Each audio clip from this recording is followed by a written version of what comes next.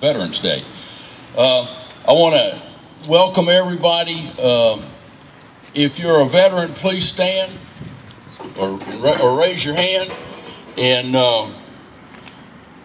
if you're, thank you very much. If you're in the Army, if you were in the Army, please stand, raise your hand. All right.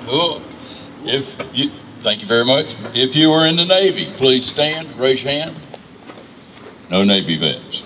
Marine Corps, got any Marines?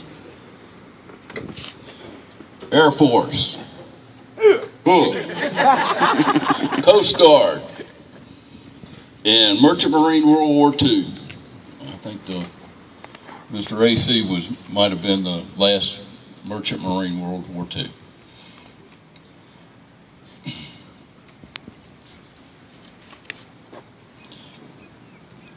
Our guest speaker probably needs no introduction except for the fact that I knew him when I first came to Dooley County. He was Coach Foster, and so now he's and I think he went up to Central High School and coached for a long time up there. And I'll let him tell you more about himself. But I'd like to introduce you to veteran Coach Foster.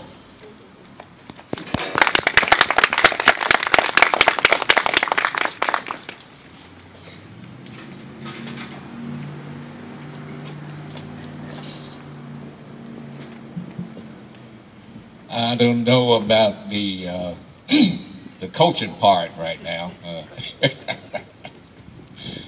Giving all that up. And I thought when I retired that I was going to be able to just have a good time, you know, go here and there and everywhere. Not so. I am now the commander of Post 542 of the American Legion of Cordele. Yo! And we have our ups and downs, but when I put my foot down, they know that when the commander speaks, he means what he says.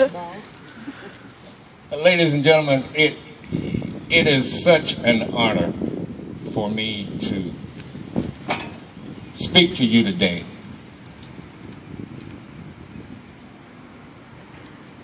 We are here today to honor our service members and to remember their sacrifices that they've made and the courage it takes to defend honor, duty, and country. The writer Michael de Montaigne once said, "Valor is stability, not of legs and arms, but of courage and the soul." So we are here today to honor our heroes, to remember their achievements, their courage, their dedication, and to say thank you for their sacrifices.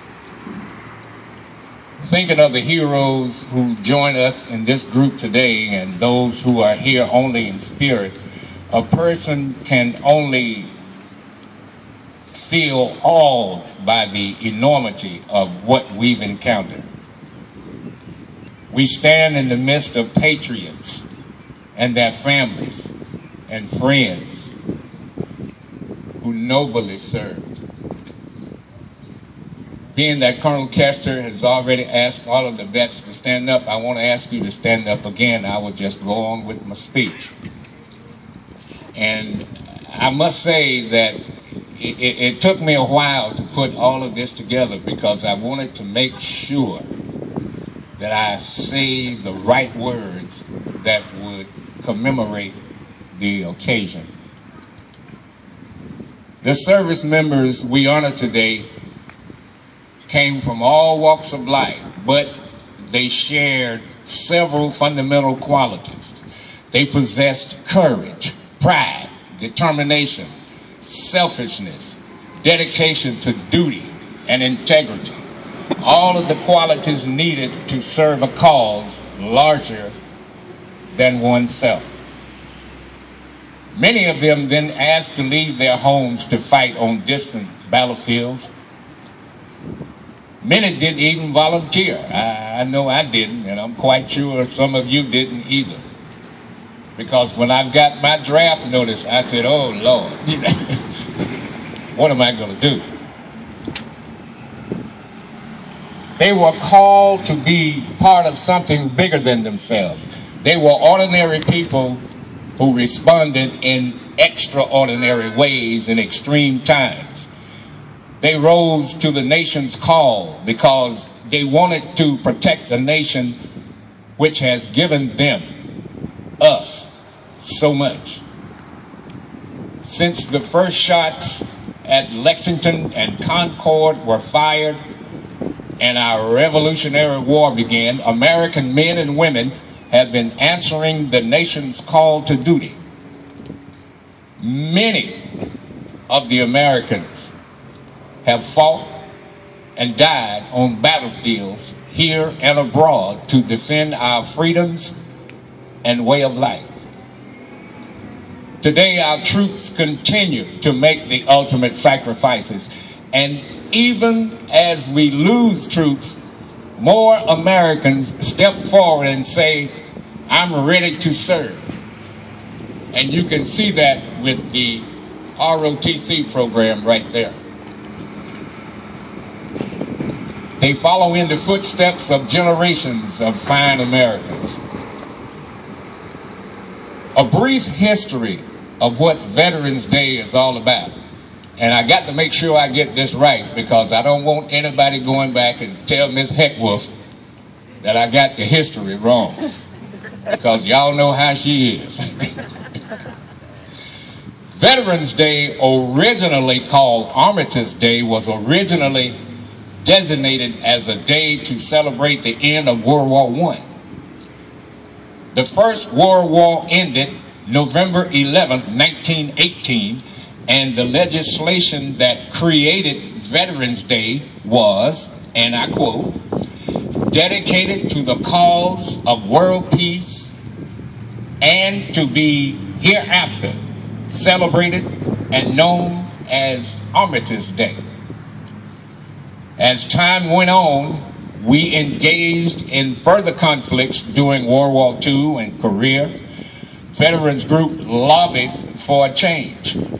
Rather than honoring the armistice and only those who served in World War I, the holiday would now honor all veterans from every war and conflict the United States have encountered.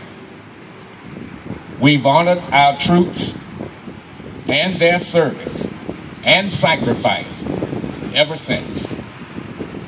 We have awarded medals to many soldiers, added their names to monuments, named buildings after them to honor them for their bravery.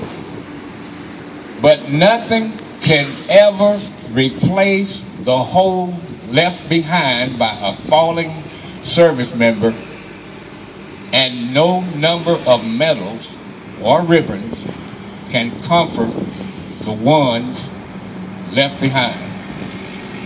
The POWs, the MIAs.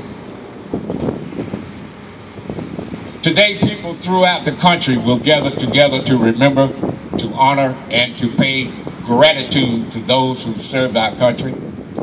Our gathering here is just one small spark in the flame of pride that burns across the nation today and every day. It's not a lot, but it's one small way we can honor those who have made the ultimate sacrifice so that we can live in freedom. Your presence here today and that of people gathering all across America is a tribute to those lost troops and their families. It is a way to say, we remember. From the soldiers who shivered and starved through the winter at Valley Forge, to the doughboys crouched in the muddy trenches of France, to the platoon who patrolled the hazy jungle of Vietnam. We honor you. To the young men and women patrolling the mountains of Afghanistan, we remember and honor them all. So in closing, I'd like to say thank you for